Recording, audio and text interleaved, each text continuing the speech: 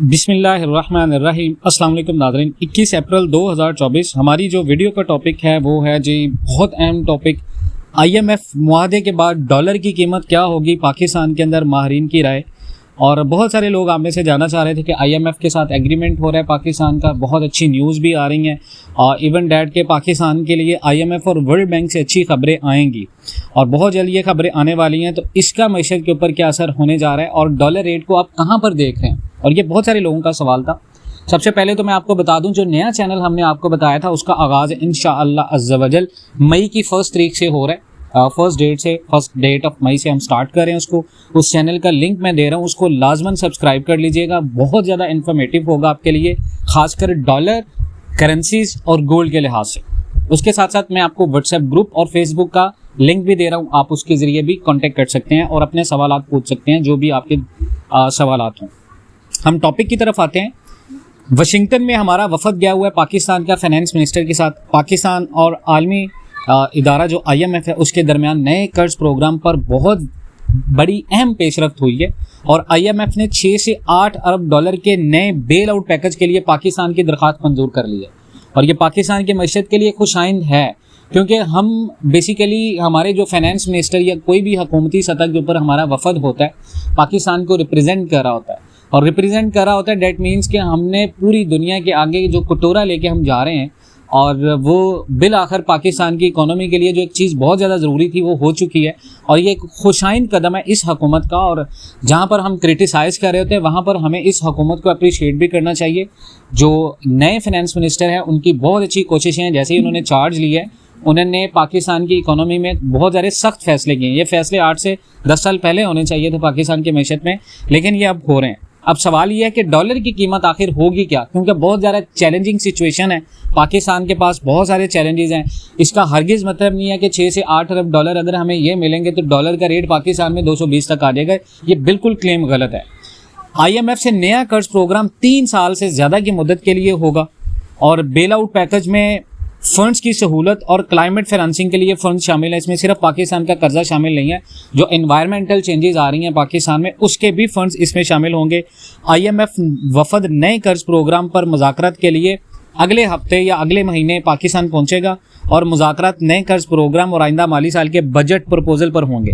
और याद रखिएगा, ये जो बजट होगा इसका कुल निस्फ हिस्सा जो होगा वो आपका टर्म्स एंड कंडीशंस में जाएगा। IMF बहुत सख्त कंडीशंस करेगा और जो हमारे फाइनेंस मिनिस्टर साहब वहाँ पर गए हैं, इसका याद रखिए कि जो 6 से 8 अरब डॉलर मिल रहे हैं, इसकी बेस के ऊपर जो टैक्सेस लगने जा रहे हैं उससे पाकिस्तान के अंदर रियल एस्टेट, पाकिस्तान के अंदर आपका सराफा बाज़ार, पाकिस्तान की इकोनॉमी के अंदर जितने भी SMEs हैं जो स्मॉल एंड स्केल बिजनेस हैं, उसके साथ साथ हमारे जितने भी एक्सपोर्ट्स बेस्ड बिजनेस हैं और इंपोर्ट बेस्ड बिजनेस, इनके ऊपर बहुत ज़्यादा टैक्सेस लगेंगे। पेट्रोलियम लेवी आपकी बढ़ेगी, पेट्रोलियम लेवी बढ़ेगी तो डेफिनेटली आपका इंटरेस्ट रेट बढ़ेगा और इंटरेस्ट रेट बढ़ने के साथ साथ ये याद रखिएगा इन्फ्लेशन रेट बढ़ेगा और पाकिस्तान के अंदर मज़ीद आगे 1 साल आपके लिए मुश्किल होगा कारोबार करना। ये मैं डरा नहीं रहा, आपको सिर्फ बता रहा हूँ कि ये बेल आउट पैकेज बेसिकली बहुत सारे लोग इस चीज़ से गुमान में होंगे कि ये पाकिस्तान की तरफ से एक बड़ा अच्छा स्टेप, बहुत अच्छा है हुकूमत का, लेकिन इसकी जो सेक्रीफाइसेज हैं वो पाकिस्तानी अवाम को देनी पड़ेगी। पाकिस्तान की तरफ से IMF को 2 रिक्वेस्ट दी गई थी। एक्सटेंडेड फंड फैसिलिटी की दरख्वास्त मंजूर हुई है। दूसरी दरख्वास्त पर मिशन दौरा पाकिस्तान के दौरान जायज़ा लेगा। एक्सटेंडेड फंड फैसिलिटी के तहत पाकिस्तान तकरीबन 6 अरब डॉलर कर्जा ले सकेगा।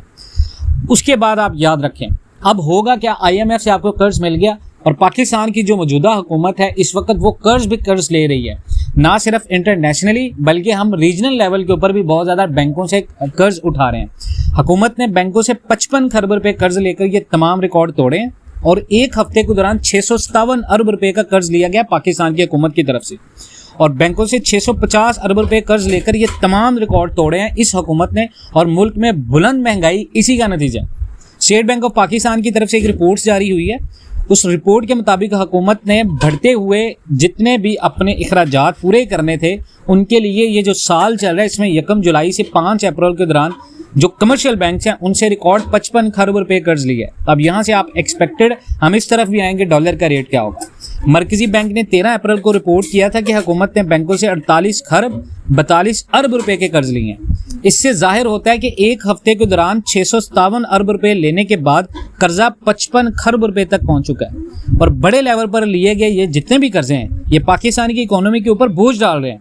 मकामी जितने भी कर्जे हैं उनकी सूद की अदायगियों के अलावा जो टैक्स कलेक्शन की डिस्ट्रीब्यूशन के लिए पाकिस्तान है उसके पास गुंजाइश नहीं है और अब हुकूमत का कुल बजट के निफ्स से ज़्यादा सूद की अदायगियों में अदा करना पड़ेगा।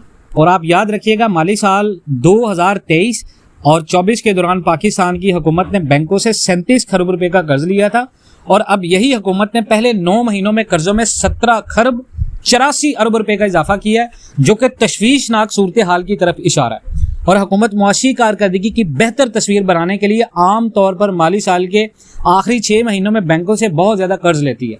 और ये जो अभी आपको पाकिस्तान के अंदर महंगाई में कमी नज़र आ रही है, पाकिस्तान के अंदर स्टैट्स बेहतर होते हुए नज़र आ रहे हैं, तो इसकी जो बैकएंड पे सीन है वो कुछ और है। अगर आप 2 साल भी एक्सचेंज रेट को यहाँ पर रखते हैं 278 280 के ऊपर, तो अल्टीमेटली जो डॉलर का इम्पैक्ट होगा, जो प्रीमियम होगा, जो कैप हटेगा, वो 340 से 400 रुपए तक जाएगा।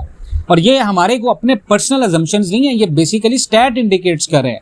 तो याद रखिएगा डॉलर को यहाँ पर जून तक जहाँ मैं देख रहा हूँ, जो हमारे एनालिसिस हैं बेसिकली, जो ब्लूमबर्ग की रिपोर्ट्स हैं ये मैं आपके साथ शेयर कर रहा हूँ और स्टेट बैंक की रिपोर्ट्स हैं, 278 से 280 तक आपका डॉलर रहेगा जब तक आपके पास IMF का बेल आउट पैकेज आएगा।